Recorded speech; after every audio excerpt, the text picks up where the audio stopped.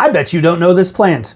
And I bet you don't know that this plant has a connection to a story that has temples and warlords and surviving traditions. It's a good story, you should stick around. If you follow this account, then you probably know more about medicinal plants than your average person, or you have a very high tolerance for listening to someone talk very excitedly about medicinal plants. Hey, I'm David Herbologic, and I'm doing a series of unsung heroes. They're the herbs, the minor players, the things that don't get a lot of love but do a lot of work. Now, I first came to this not through a class or a textbook, but when we were starting Herbologic, we were trying to develop a set of formulas that would just be really effective at a small set of very common problems, and pain, mostly musculoskeletal pain, was one of those things. And so we needed a formula that would really knock that out of the park.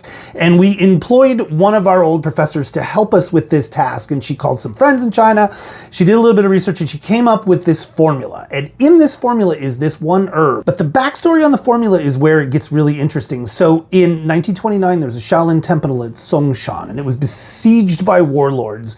The monks fought valiantly, but they did not win, and the warlords spent the next 40 days burning everything to the ground. Back in action, this formula owes its very existence to those monks reconstructing those traditions that were lost in that fire. Now, today's herb is one of 23 herbs in Back in Action, and it translates as, the English translation is penetrate the bone. Do you know this herb? Tou Gu Cao. And it is traditionally used for the kind of pain and inflammation that comes from literal kung fu fighting, but also the kind of thing that you feel in your back after you haven't shoveled snow in 9 months. Now, modern testing does show some evidence of the kind of anti-inflammatory effect and the pain relieving effect that the traditional uses also broadly point to. And now you know a really cool herb. Thanks for watching.